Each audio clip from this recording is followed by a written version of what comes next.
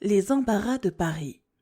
Qui frappe l'air, bon Dieu, de ces lugubres cris? Est-ce donc pour veiller qu'on se couche à Paris? Et quel fâcheux démon, durant les nuits entières, rassemble ici les chats de toutes les gouttières? J'ai beau sauter du lit, plein de troubles et d'effroi, je pense qu'avec eux, tout l'enfer est chez moi. L'un miaule en grondant comme un tigre en furie, l'autre roule sa voix comme un enfant qui crie. Ce n'est pas tout encore, les souris et les rats semblent pour m'éveiller s'entendre avec les chats. Plus importun pour moi durant la nuit obscure que jamais en plein jour ne fut l'abbé de Pur. Tout conspire à la fois à troubler mon repos, et je me plains ici du moindre de mes maux, car à peine les coqs commencent leur ramage, auront des cris aigus frappé le voisinage, qu'un affreux serrurier, laborieux Vulcain, qu'éveillera bientôt l'ardente soif du gain, avec un fer maudit qu'à grand bruit il apprête, de 100 coups de marteau me va fendre la tête. J'entends déjà partout les charrettes courir, les maçons travailler, les boutiques s'ouvrir, tandis que dans les airs 1000 cloches émues d'un funèbre concert font retentir les nus, et se mêlant au bruit de la grêle et des vents pour honorer les morts font mourir les vivants. Encore je bénirais la bonté souveraine, si le ciel à ces mots avait borné ma peine. Mais si, seul en mon lit, je peste avec raison, c'est encore pis, 20 fois en quittant la maison. En quelques endroits que j'aille, il faut fendre la presse d'un peuple d'importuns qui fourmille sans cesse. L'un me heurte d'un ais dont je suis tout froissé. Je vois d'un autre coup mon chapeau renversé, là d'un enterrement, la funèbre ordonnance d'un pas lugubre et lent vers l'église s'avance. Et plus loin des laquais, l'un d'autre s'agaçant, font aboyer les chiens et jurer les passants. Des paveurs en ce lieu me bouchent le passage, là je trouve une croix de funeste présage. Et des couvreurs grimpés au toit d'une maison en font pleuvoir l'ardoise et la tuile à foison.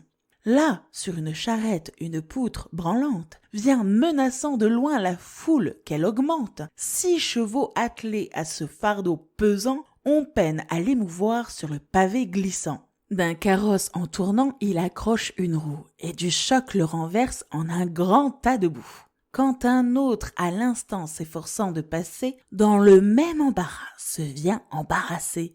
20 carrosses bientôt arrivant à la file, y sont en moins de rien suivis de plus de 1000.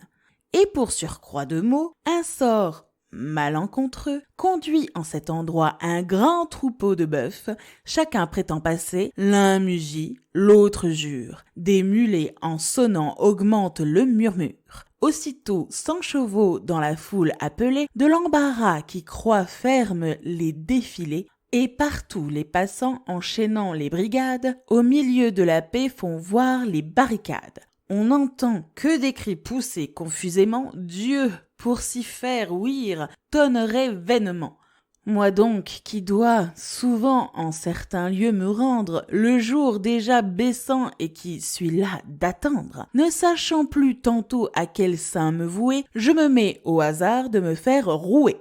Je saute 20 ruisseaux, j'esquive, je pousse. Guénaud sur son cheval en passant m'éclabousse, et n'osant plus paraître en l'état où je suis, sans songer où je vais, je me sauve où je puis.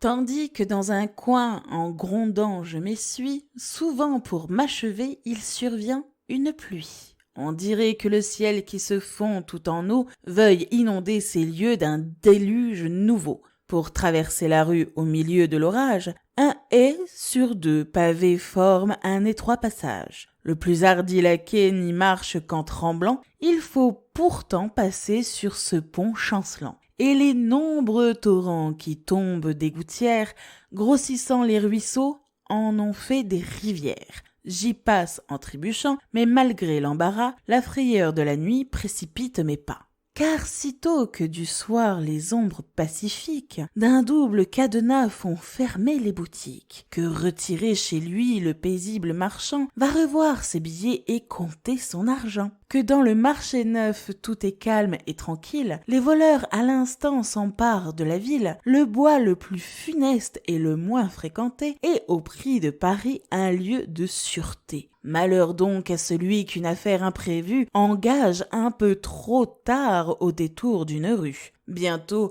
4 bandits lui serrent les côtes. La bourse! Il faut se rendre, ou bien non, résister. Afin que votre mort de tragique mémoire, des massacres fameux aillent grossir l'histoire, pour moi fermant ma porte et cédant au sommeil, tous les jours je me couche avec le soleil. Mais en ma chambre à peine j'éteins la lumière qu'il ne m'est plus permis de fermer la paupière. Des filous effrontés d'un coup de pistolet ébranlent ma fenêtre et percent mon volet. J'entends crier partout « Au meurtre, on m'assassine !» ou « Le feu vient de prendre à la maison voisine !»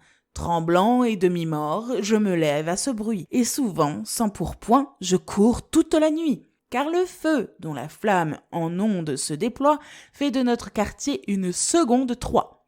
Où main grecque affamée, main avide argien, au travers des charbons va piller le Troyen.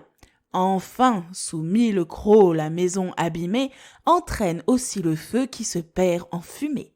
Je me retire donc, encore pâle d'effroi, mais le jour est venu quand je rentre chez moi. Je fais pour reposer un effort inutile. Ce n'est qu'à prix d'argent qu'on dort en cette ville. Il faudrait, dans l'enclos d'un vaste logement, avoir loin de la rue un autre appartement. Paris est, pour un riche, un pays de cocagne. Sans sortir de la ville, il trouve la campagne. Il peut, dans son jardin, tout peupler d'arbres verts, receler le printemps au milieu des hivers, et foulant le parfum de ses plantes fleuries, aller entretenir ses douces rêveries. Mais moi, grâce au destin, qui n'est ni feu ni lieu, je me loge où je puis, et comme il plaît à Dieu.